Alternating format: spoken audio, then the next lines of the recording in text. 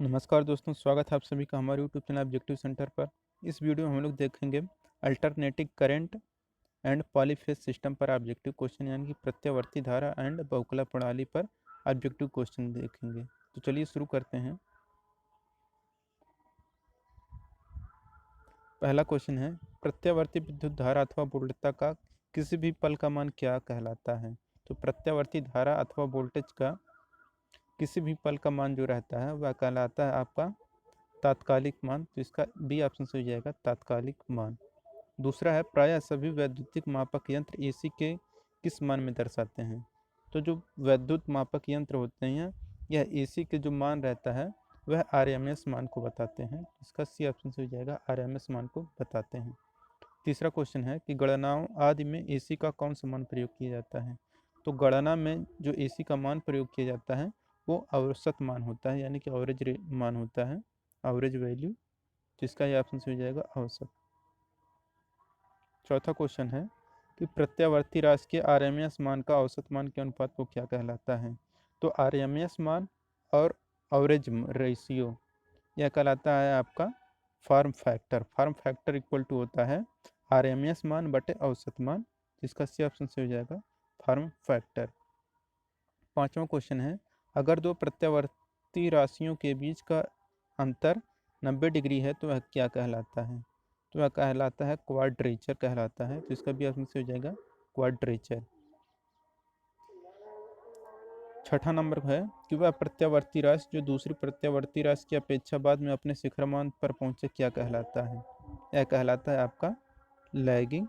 वह प्रत्यावर्ती राशि जो प्रत्यावर्ती राशि की अपेक्षा बाद में अपने शिखरमान पर पहुंचे वह लैगिंग राशि कहलाता है। सातवां क्वेश्चन है कि शुद्ध प्रतिरोधी परिपथ में विद्युत धारा एवं वोल्टता कितनी होती है।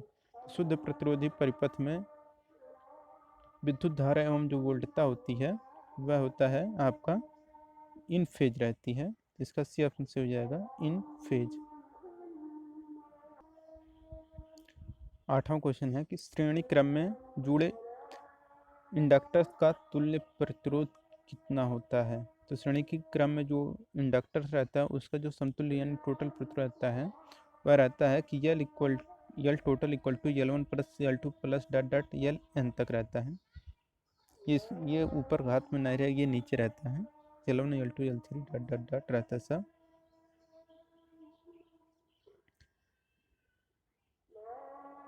नौवां क्वेश्चन है कि धारा को प्रत्यावर्ती कहते हैं जब। तो धारा को प्रत्यावर्ती कहते हैं जब धारा का माप व दिशा समय के साथ बदलती है। तो यह आपका कहलाता है प्रत्यावर्ती, यानी धारा या एसी करंट कहलाता है। 10वां क्वेश्चन है, धारा को डीसी कहलाता है जब क्या होता है। तो धारा डीसी तब कहलाता है जब वह उसका मान समय के साथ परिवर्तित नहीं होता है। तो यानी कि इसका डी ऑप्शन से हो जाएगा कि माप समय के साथ समान रहता है, यानी कि बदलता नहीं है। 11 नंबर क्वेश्चन है कि हमारे देश में एसी उत्पन्न करने के लिए सामान्य आवृत्ति कितनी होती है। तो सामान्य जो आवृत्ति होती है हमारे देश में एसी उत्पन्न करने की वह रहता है 50 हर्ट्ज रहता है। ये एच नहीं रहेगा, हर्ट्ज रहेगा, H Z. Option number C हो जाएगा 50 हर्ट्ज। 12 नंबर क्वेश्चन है कि मशीन की आवृत्ति किस पर निर्भर करती है। जो मशीन की आवृत्ति होती है यह ध्रुवों के जोड़ों पर निर्भर करता है। 13 नंबर क्वेश्चन है कि वोल्टेज व धारा के बीच का कोण क्या कहलाता है। तो वोल्टेज और धारा के बीच का जो एंगल होता है वह कहलाता है फेज डिफरेंस, यानी कि ऑप्शन नंबर डी फेज अंतराल या फेज अंतर। 14 नंबर क्वेश्चन है, यदि दो प्रत्यावर्ती परिणामों के बीच कोण हो तो इन दोनों प्रत्यावर्ती परिणामों को क्या कहा जाता है। तो इन दोनों प्रत्यावर्ती परिणामों को हम लोग बोलते हैं आउट ऑफ फेज। इसका डी ऑप्शन से हो जाएगा आउट ऑफ फेज। आरएमएस मान और औसत मान का रेशियो क्या कहलाता है।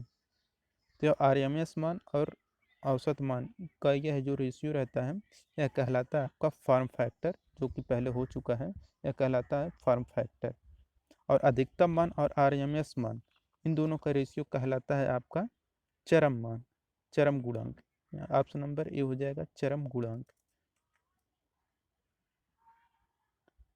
17 नंबर क्वेश्चन है, यदि औसत मान ज्ञात हो तो आरएमएस मान को कैसे ज्ञात करेंगे।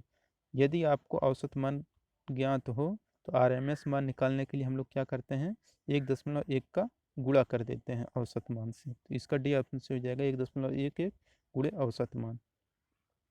18 नंबर क्वेश्चन है, यदि चक्र का अधिकतम मान ज्ञात हो तो औसत मान किससे ज्ञात किया जा सकता है। तो यदि चक्र का अधिकतम मान ज्ञात हो तो औसत मान ज्ञात करने के लिए हम लोग क्या करते हैं, 0.606 0.606 इंटू ई मैक्स होता है। 19 नंबर क्वेश्चन है, यदि चक्र का अधिकतम मान ज्ञात हो तो आरएमएस मान कैसे निकालते हैं। तो आरएमएस मान निकालने के लिए 0.707 इंटू ई मैक्स होता है। 20 नंबर क्वेश्चन है, ज्यावक्री में आई इक्वल टू 70 साइन 314 टी द्वारा प्रदत्त आवृत्ति क्या होगा। तो देखिए यहाँ पे क्या होता है, यहाँ पे होता है साइन ओमेगा टी, ओमेगा की जगह दिया क्या है आपका 314, तो ओमेगा की जगह दिया है 314 और ओमेगा इक्वल टू क्या होता है 2 पाई एन होता है इक्वल टू 314। इससे हम लोग जो हल करेंगे तो ये आ जाएगा आपका 50 हर्ट्ज। इसका भी ऑप्शन से हो जाएगा 50 हर्ट्ज आवृत्ति एन का मान निकाल लेंगे। 21 नंबर क्वेश्चन है, किसी विद्युत परिपथ का शक्ति गुणांक तथा प्रतिबाधा का जड़ हो तो प्रतिरोध R का मान क्या होगा। तो इसका जो मान होता है ये होता है कि कास फाई इक्वल टू होता है आपका R/Z होता है, R/Z यानी कि आपको ऑप्शन नंबर क्या दिख रहा है, ऑप्शन नंबर सी दिख रहा है ना, यहाँ पे ये थीटा कर लीजिए। 21 का सी ऑप्शन से हो जाएगा R equal to Z cos theta. 22 number question है, यदि किसी कुंडली का प्रतिरोध 15 ओम प्रतिबाधा 2 ओम हो, सॉरी प्रतिबाधा ये 22 नंबर है ना, प्रतिबाधा 15 ओम तथा ये 25 ओम हो, प्रतिरोध 15 ओम और प्रतिबाधा 25 ओम हो तो प्रेरक की प्रतिघात क्या होगा। तो प्रेरक की प्रतिघात क्या होगा आपका 20 ओम हो जाएगा।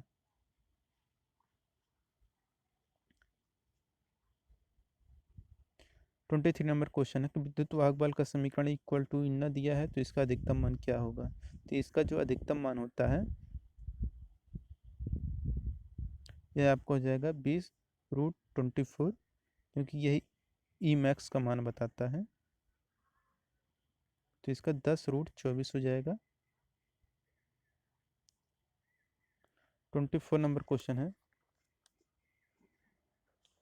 प्रत्यावर्ती धारा का समीकरण है I इक्वल टू इतना तो प्रभावी मान क्या होगा। तो इसका जो प्रभावी मान होगा वह होगा आपका 25 एम्पियर, क्योंकि ये जो है आपका मैक्सिमम मान बताता है, मैक्सिमम मान में हम लोग क्या करेंगे √2 का गुणा कर देंगे, तो यह आपका 25 आ जाएगा।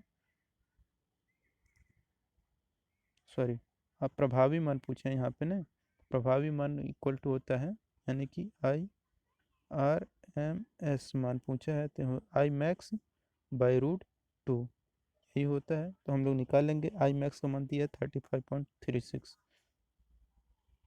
तो आ जाएगा आपको 25 एम्पियर।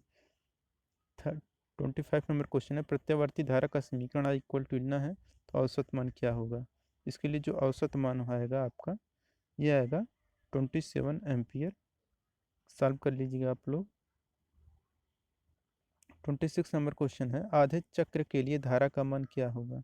तो आधे चक्र के लिए धारा का मान क्या होगा, ये जो इतना दिया है इसके बटे हम लोग क्या करेंगे 1 2 3 4 5 6 7 8 9 10 11, इसमें हम लोग 11 से भाग दे देंगे, टोटल के जोड़ने के बाद 11 से भाग दे देंगे, तो आपका आ जाएगा ऑप्शन नंबर डी आ जाएगा 4.18 एम्पियर। 27 नंबर क्वेश्चन है, ज्यावक्री सप्लाई जिसका चर मान है 100 वोल्ट है तो आरएमएस मान क्या होगा। तो इसका जो आरएमएस मान होगा वह होगा आपका 100/√2, क्योंकि ये जो दिया है यह वी मैक्स का मान दिया है, तो RMS मान निकालने के लिए हम लोग √2 से भाग दे देते हैं।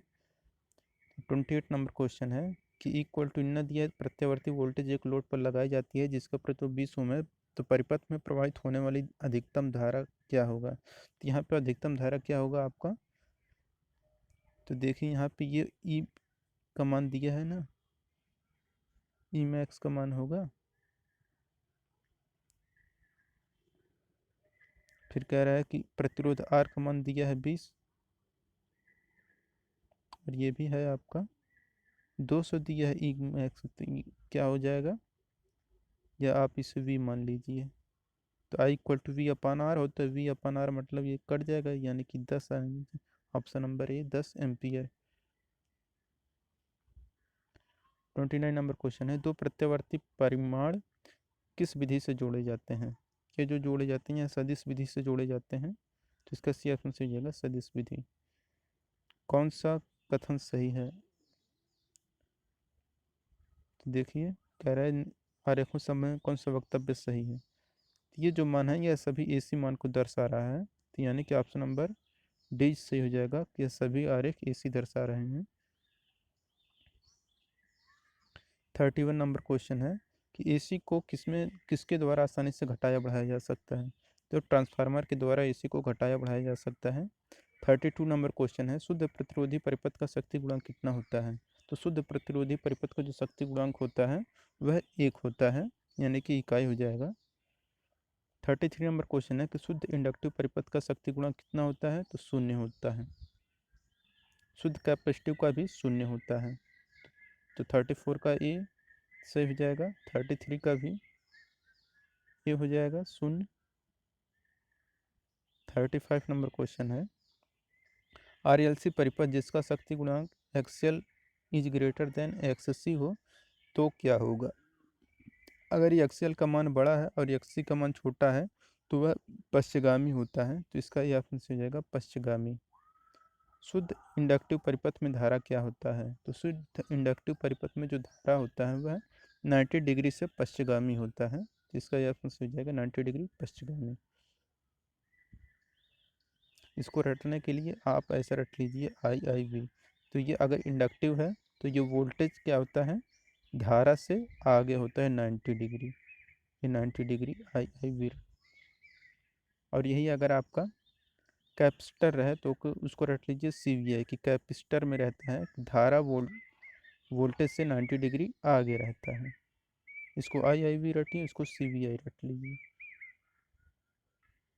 37 नंबर क्वेश्चन है, शुद्ध कैपेसिटिव परिपथ में वोल्टेज क्या होता है। तो देखिए यहाँ पर हम क्या रटाए थे, CVI रटाए थे, तो शुद्ध कैपेसिटिव है।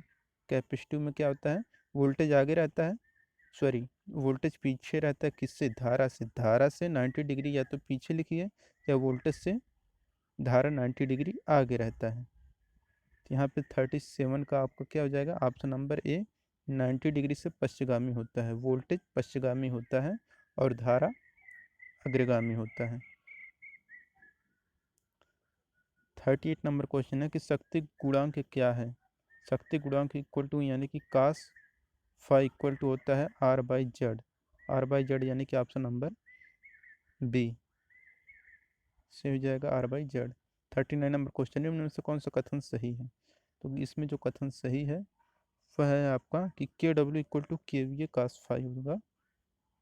40 नंबर क्वेश्चन है कि DC परिपथ में के लिए कौन सा कथन सही है। तो DC परिपथ के लिए सही होता है कि W इक्वल टू VI। दोस्तों अगर वीडियो पसंद आए तो वीडियो को लाइक करिए, अगर आप हमारे चैनल पर नए चैनल को सब्सक्राइब करिए। जिन लोगों ने वीडियो को शेयर नहीं किया वो लोग वीडियो को शेयर कर दें। Thank you.